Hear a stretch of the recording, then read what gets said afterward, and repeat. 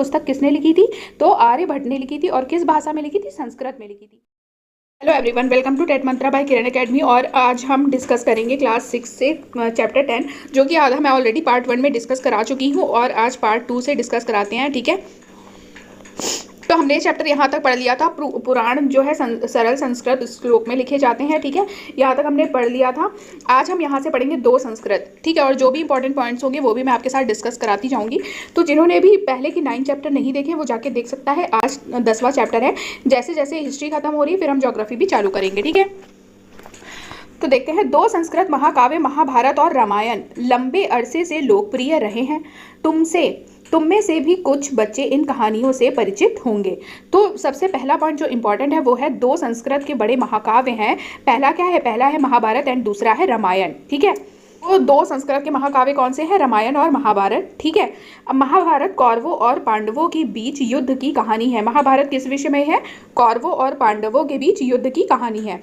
और इस युद्ध का उद्देश्य क्या था? इस युद्ध का उद्देश्य था पुरु वंश की राजधानी हस्तिनापुर की गद्दी प्राप्त करना था। ठीक है, तो महाभारत क्या है? महाभारत कौरवों और पांडवों के बीच युद्ध की कहानी है और इस युद्ध का उद्देश्य था पुरु वंश की राजधानी हस्तिनापुर की गद्दी प्राप्त करना। ठीक है, आपको ये पॉइंट याद करना पड़ेगा क्योंकि ये इंपॉर्टेंट है। यह कहानी तो बहुत ही पुरानी है, पर आज हम इसे जिस रूप में जानते हैं वह करीब 1500 साल पहले लिखी गई। माना जाता है कि पुराणों और महाभारत दोनों को ही व्यास नाम के ऋषि ने संकलित किया था। महाभारत में भगवद गीता भी है। तो ये जो महाभारत है और ये कब लिखी गई थी? 1500 साल पहले लिखी गई थी। ठीक है, और पुराणों और महाभारत दोनों को ही किसने लिखा था? व्यास नाम के ऋषि ने लिखा था। और भगवद गीता किसमें है? भगवद गीता महाभारत में है। तो सबसे पहला पॉइंट इस पैरा में मैं फिर से एक बार बता देती हूँ। इस पैराग्राफ में जो पॉइंट इंपॉर्टेंट है वो 2 संस्कृत के बड़े महाकाव्य है। पहला है महाभारत, दूसरा है रामायण। ठीक है, महाभारत किस लिए हुआ था? कौरवों और पांडवों के बीच हस्तिनापुर की गद्दी प्राप्त करने के लिए हुआ था। ठीक है, महाभारत कब हुआ था? महाभारत कब लिखी गई थी? 1500 साल पहले लिखी गई थी। किसने लिखी थी? व्यास ने लिखी थी। और जो भगवद गीता है वो महाभारत के अंदर ही है। ठीक है, आगे देखते हैं। अब देखते हैं रामायण के बारे में। रामायण की कथा कौशल के राजकुमार राम के बारे में है। ठीक है, उनके पिता ने उन्हें वनवास दे दिया था। वन में उनकी पत्नी सीता का लंका के राजा रावण ने अपहरण कर लिया था। सीता को वापस पाने के लिए राम को लड़ाई लड़नी पड़ी। वे विजय होकर कौशल की राजधानी अयोध्या लौटे। महाभारत की तरह रामायण भी एक प्राचीन कहानी है जिसे बाद में लिखित रूप दिया गया। संस्कृत रामायण के लेखक कौन है? वाल्मीकि माने जाते हैं। ठीक है, तो इस पैराग्राफ में जो इंपॉर्टेंट है वो देख लीजिए।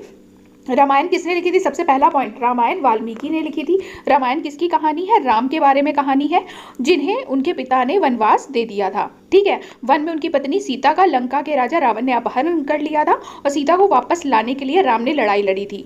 वे विजयी होकर कौशल की राजधानी अयोध्या लौटे थे। ठीक है, और रामायण भी क्या है? एक प्राचीन कहानी है। ठीक है, इसके बारे में आपको पता होगा ही, महाभारत के बारे में और रामायण के बारे में, लेकिन फिर भी आपको मैं एक जो इंपॉर्टेंट है वो मैं बता रही हूँ। ठीक है, महाभारत के बारे में मैंने बताया एंड यहाँ रामायण के बारे में भी मैंने बता दिया जो इंपॉर्टेंट पॉइंट्स है। ठीक है, अब देखते हैं आम लोगों द्वारा कही जाने वाली कहानियाँ। आम लोग भी कहानियाँ कहते थे, कविताओं और गीतों की रचना करते थे, गाने गाते थे, नाचते थे और नाटकों को खेलते थे। इनमें से कुछ तो इस समय के आसपास जातक और पंचतंत्र की कहानियों के रूप में लिखकर सुरक्षित कर लिए गए।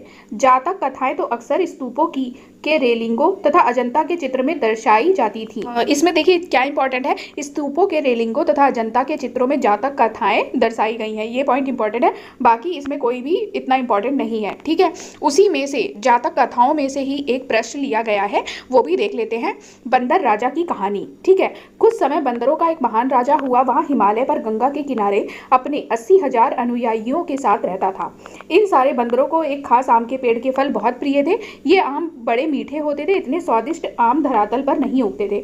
ये कोई इंपॉर्टेंट नहीं है क्योंकि ये जातक कहानी के रूप में है, लेकिन फिर भी एक बार देख लेते हैं। ठीक है, एक दिन एक पका हुआ आम गंगा नदी में गिरकर बहते बहते वाराणसी पहुंच गया। उस वक्त नदी में वहां का राजा नहा रहा था। उसे वहां आम मिला। उसे चखकर वह हैरान रह गया। उसने अपने राज्य के जंगलों की देखभाल करने वालों से पूछा कि इस आम के पेड़ को ढूंढ सकते हो या नहीं। वे राजा को हिमालय की पहाड़ी पर ले गए। वहां पहुंचकर राजा तथा उसके दरबारियों ने खूब आम खाए। रात में राजा ने देखा कि बंदर भी पके आमों का मजा ले रहे हैं। राजा को यह बात बुरी लगी और उसने उन्हें मार डालने का फैसला किया। बंदरों के राजा ने अपनी प्रजा को बचाने की एक योजना बनाई। उसने उसने आम के पेड़ की टहनियों को तोड़कर उन्हें आपस में बांधकर नदी पर एक पुल बनाया। इसके एक छोर पर वह तब तक पकड़े रहा जब तक उसकी सारी प्रजा ने नदी को पार न कर लिया, पर इस प्रयास से वह इतना थक गया कि मरणासन होकर गिर पड़ा। राजा ने यह सब देखा तो उसने बंदर राजा को बचाने की काफी कोशिश की, पर वह सफल ना हुआ।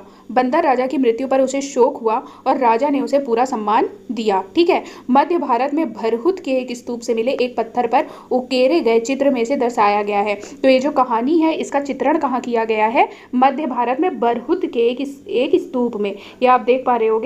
ठीक है, ये स्तूप में इसका चित्रित वर्णन किया गया है इस कहानी का। ठीक है, और ये जातक कथाओं में एक प्रचलित कहानी है, बंदर राजा की कहानी। ठीक है, ये एग्जाम के पॉइंट ऑफ व्यू से कोई इंपॉर्टेंट नहीं है, बट आप थोड़ा सा देख सकते हो कि मध्य भारत में भरहुत के एक स्तूप में किस प्रकार की कहानी का वर्णन है। तो जातक कथाओं का वर्णन है और बंदर राजा की कहानी का वर्णन है। ठीक है, अब हम देखेंगे विज्ञान की पुस्तकें, ये जो कि बहुत इंपॉर्टेंट है। इसी समय गणितज्ञ तथा खगोल शास्त्री आर्यभट्ट ने संस्कृत में आर्यभट्टियम नामक पुस्तक लिखी। ठीक है, तो सबसे पहला पॉइंट जो इंपॉर्टेंट है, आर्यभट्ट कौन थे? गणितज्ञ तथा खगोल शास्त्री थे। कौन थे आर्यभट्ट?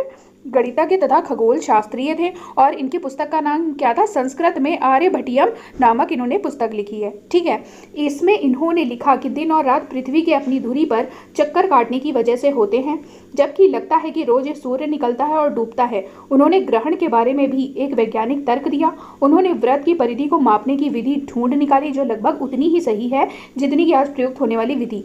वराह मिहिर, ब्रह्मगुप्त और भास्कराचार्य कुछ अन्य गणितज्ञ और खगोलवेत्ता थे जिन्होंने कई खोजें की। ठीक है, तो इस पैराग्राफ में क्या क्या इंपॉर्टेंट है? इस पैराग्राफ में जो इंपॉर्टेंट है वो है आर्यभट्ट कौन थे? गणितज्ञ और खगोल शास्त्री थे। इनके साथ साथ वराह मिहिर, ब्रह्मगुप्त और भास्कराचार्य भी गणितज्ञ और खगोलवेत्ता थे। ठीक है, आर्यभट्टियम पुस्तक किसने लिखी थी?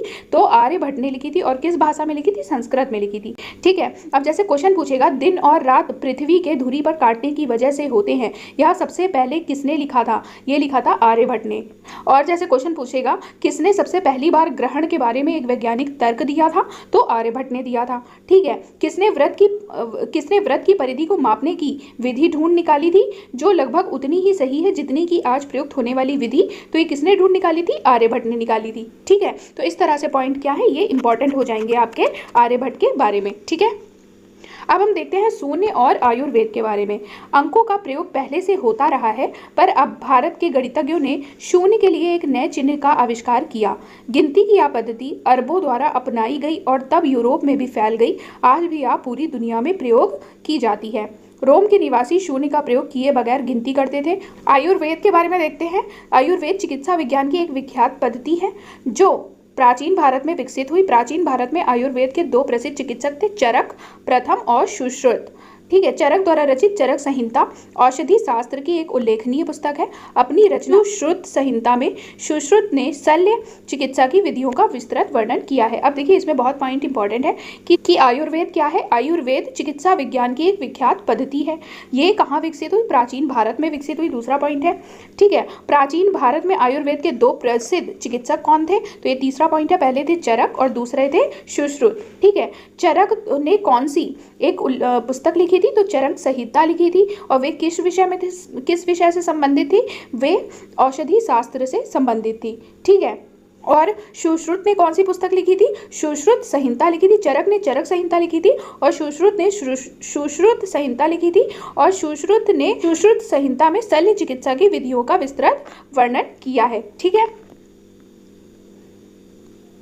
तो पहले अब देखिए इसमें जो इम्पोर्टेंट है, रोम के निवासी पहले क्या है, शून्य का प्रयोग नहीं करते थे।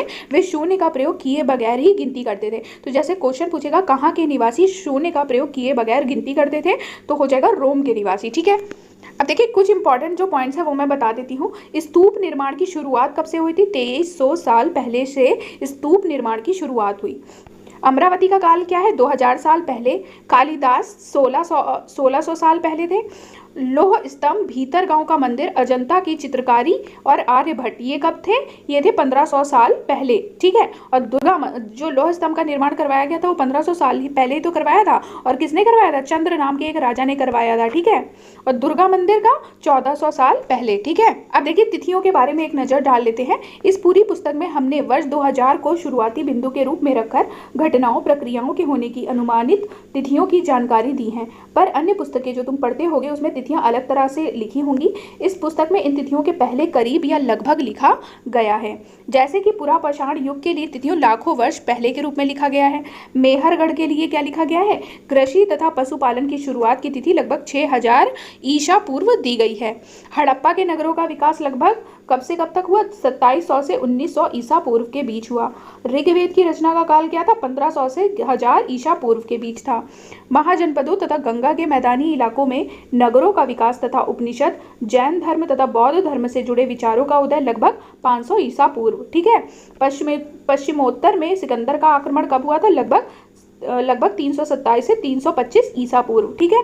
चंद्रगुप्त मौर्य का राजा बनना कब हुआ था? 321 ईसा पूर्व में। अशोक का शासनकाल कब से कब तक था? 272 से 268 ईसा पूर्व से 231 ईसा पूर्व के बीच, ठीक है। संगम साहित्य की रचना 300 ईसा पूर्व से 300 ईस्वी। और संगम साहित्य क्या होता है? तमिल की रचनाओं को संगम साहित्य कहा जाता है, ये मैंने पढ़ाया भी था आपको। कनिष्क का शासन लगभग 7, ठीक है। गुप्त साम्राज्य की स्थापना लगभग 320 ईस्वी। वल्लभी की परिषद में जैन साहित्य का संकलन लगभग 512 से 521 ईस्वी। हर्षवर्धन का शासन 606 से 647 ईस्वी। चीनी यात्री स्वयं त्सांग का भारत में आगमन 630 से 643 ईस्वी।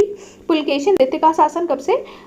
609 से 642 ईस्वी, ठीक है। तो इस तरह से आप सन ये देख सकते हो कुछ घटनाओं के लिए, जैसे कि अशोक के शासन की शुरुआत की तिथि के रूप में तुम्हें एक से अधिक तिथियां देखने को मिल सकती हैं। ऐसा इसलिए है क्योंकि इतिहासकार इस बात पर एकमत नहीं हो पाए कि सही तिथि क्या है। तो सही तिथियों में भी मतभेद रहा है, ठीक है, कि सही तिथि क्या है। प्रश्नवाचक चिन्ह के साथ दी गई तिथियां इस बात का संकेत करती हैं कि यह तिथि निश्चित नहीं है। ये जो कनिष्क का शासन का में क्या किया गया है? क्वेश्चन मार्क लगाया गया है। तो इससे स्पष्ट होता है कि ये जो तिथि दी गई है ये क्या है? निश्चित नहीं है, ठीक है, क्योंकि जो इतिहासकार है वो इसमें एकमत नहीं हो पाए। बाकी आप तिथियों पर भी नजर रख सकते हो, पूछ सकता है एग्जाम में, ठीक है। ये चैप्टर भी खत्म हो गया। अब हम नेक्स्ट सेशन में मिलेंगे। उम्मीद है आपको ये सेशन पसंद आया होगा। Thank you so much.